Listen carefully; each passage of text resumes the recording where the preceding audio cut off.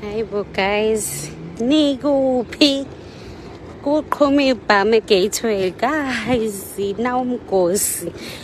Hayi ke, nabo-ke kuthiwa-ke laba abakama ngesandla naba bedrobha iy'tolo.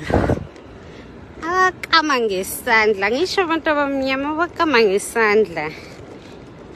Yeah guys, hayi kazi ngikuphi? Sicishe sife e-Gateway liqhuma ibhamu. Hayi, Sunday cishe ngawudla kabuhlungu. Yo.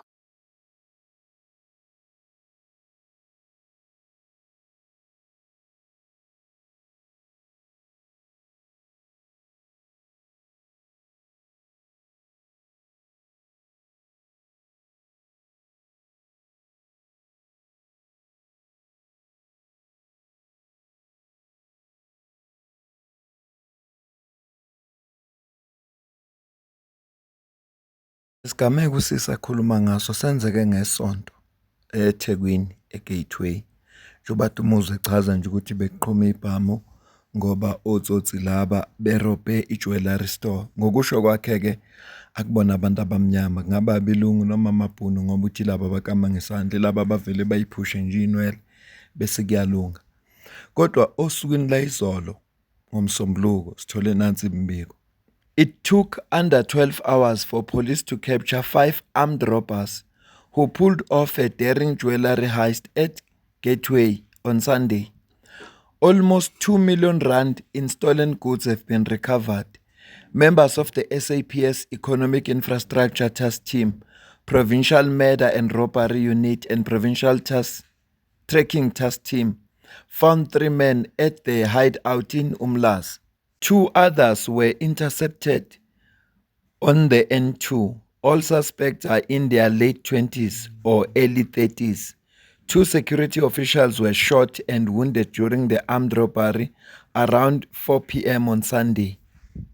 Khohlwa amandiya uma ngibala amabhunu noma belungu. Ngenzeka futhi kuba ngabomdabu basendiya laba akuthiwa bebebamba le jewelry store. Njengoba tubona kama pictures ile jewelry recovery lapha abayitholile uma bebanjwa labasolo. Kuyinto lena enhle nencomekayo eyenziwe ngamaphoyisa kufanele siyishayile ihlombe.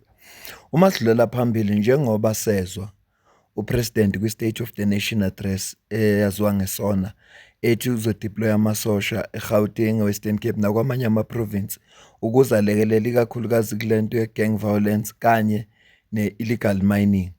Labantu babona belaliswe la bagaselwa amasosha ke emkhukhwini lapho khona abathole benotshwala benezinto lezi bekuthiwa babhizi nalento yezamazama.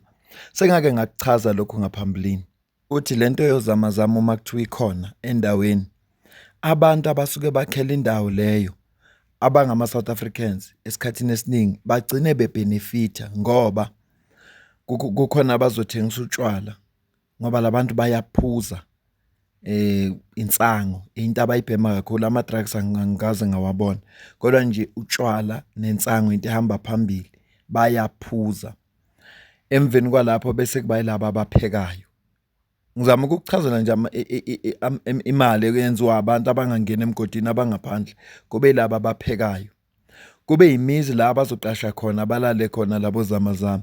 Kube yimizi la abazosebenza khona nalezi zinto lezo ozibonayo lezi nale ama-generator lezi ezibanga umsindo. Le nhlabathi njengoba ngithi ineyigaba lento yabo, iphuma lapha emgodini bayifake kulezi zinto izigayi iyenza impuphu lento bayisefe isuke lapha iyophekwa. So ineyigaba eziningi ngaphambi ukuthi beyigolide.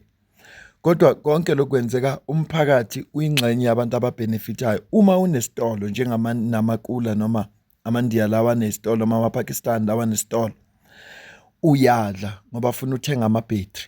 Labantu bathenga amabhetri abazokhanyisa ngawo amathoshi wabo kube ngamasaka.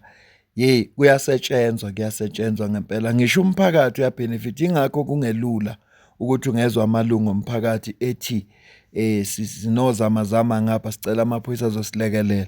Kodwa ke amaphoyisa reportelwe kakhulukazi uma sekuthiwa labo zamazama kuqala izimpi zabo bayadubulana ngoba umphakathi uya-affecteka. Okwesibili, uma sekuthiwa bayadlwengulwa, labo babonayo kayilaba ababoshiwe uma kutholakala lezi zinto, njengoba amaphoyisa bowagasele lapha endaweni yabo. Wayesitshelile-ke upresident wethu Cyril Ramaphosa wa-Lord and Saviour ukuthi udeploye lamasosha ukuze balwe nalesi hlava se-illegal mining. Kodwa mawusavala lento ngokuthi ubophe labo ufana nokuthi uyadlala labantu laba ukuze ukwazi ukuphazamisa lento le. Ibhizinisi yonke ekhona emhlabeni idepende kuma-sales. Uma unqande kulaba abathengayo kuyiza ukumba kwalabantu. Kodwa ngoba nami uma ngathiwa nginekhampani ethenga igolide, ngingaprefer ukuthenga kozamazama ngoba ngizolithola less, angizukulithola ngale price le engayithola ngale mayini, kwimayini nje leya ngempela. Ngakho-ke ukuze kuliwe nalesi hlava funa kuzama ukuliwa naso kwi-value chain yonke. Baningi abantu ababhenefithayo. Kunamaphoyisa akoleka nsuku zonke afikayo azothatha imali kulabo zamazama. Amaphoyisa nsuku zonke kaThixo ayafika. Ngibonile amanye amaphosti eveza ukuthi kwezinye indawo athe mayifika amaphoyisa labo zamazama badubula kwagcina kudutshulwana ngoba vele nabo bayayiphatha ibhamu futhi baphatha ibhamu ezinkulu kakhulu. Asidlule phambili. Mozambican national has been arrested in Nelspruit after he was found driving a bike that was stolen in Phokeng in the Northwest Province. Kuyoba kuhle uma ngathiwa lo muntu le moto uyithengile akuyena oyebile. Kuyoba indaba ezinhle kakhulu lezo ngoba imbi lento ukuthi kungasuka umuntu lezweni lakhe azoganga la eSouth Africa, yimbi ngempela. Kodwa uma ngathiwa uyithengile kungaba indaba ezinhle kakhulu lezo. Amaphoyisa kulezi insuku ayasebenza. Sengathi otsotsi bangabona ukuthi hayi abafunde manje ukuyeka ubugebengu bazama ukuphila ngenye indlela ngoba amaphoyisa ayabopha wadlali. Ayabopha amaphoyisa. Kulezi insuku ayazimisele ngempela wadlali. Police in KZN have just rescued a school principal taken from her home in KwaMakhutha. The 55-year-old woman was followed to her house by 5 men traveling in a Toyota Avanza. Although they failed to take her car, they stole items from their home before they left with her. The attackers also emptied her bank accounts overnight. A collaboration between KwaMakhutha SAPS detectives and the Inanda SAPS task team led to the discovery of a criminal hideout in Newtown yesterday afternoon. The suspect had fled, but the victim was found alone in the house. She was seated on a mattress with her hands tied. The woman will be taken in for a medical examination to determine her condition after the ordeal. A stolen TV was also recovered. Kubuhlungu lokho kodwa sikubongayo ukuthi uphephile umama lo. Ikona sikubongayo ukuthi uyaphila. Ngike ngasho izolo ngathi igebengu ngcono zikuthathela izinto lezi ezingase zizithathe zikushiya uphila wena. Ngoba kulabantu abakudingayo izingane zakho nalabo mhlamba abadepende kuwe. Usazokwazi ukuthi uphinde ubasebenzele. Yabona nje manje iTV yakhe bayitholile, yena bamtholile uyaphila. Kushoda ukuthi kutholakala igebengu kodwa kubalekile ukuthi uyaphila. Lokho nje sikubongayo ukuthi igebengu mase simbambile zimshiya phila. Yikho ke ukuthi kuthiwa usazosiwa kodokotela ukuze bam-examine ukuthi azimnike ubezanga na futhi akahlukumezekanga na ngokomqondo. Ngoba ungambona engathi uyaphila kanti zifike zazitika ngaye ngoba phela igebengu lezi azinanembeza futhi azinazwelo. Angiyibambeke le video. Bengithi nje ngikuphi update ngokwenzekayo la kulezwe lethu esilakhele lo president wethu Cyril Ramaphosa nohulumeni we-GNU. Ngale kwalokho mina nawe asidibane kwi-video elandelayo. Ngiyabonga kakhulu.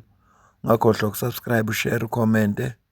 Ngiyafisa ukuze ukuphawula kwakho. Ungasupporta ngokuba imember le channel. Qala nje ku R40 ngenyanga ukuya phezulu. Ungasupporta futhi ngokuthi usidonethele noma ngamalini. Ikhona i-account kwi-comment ephiniwe.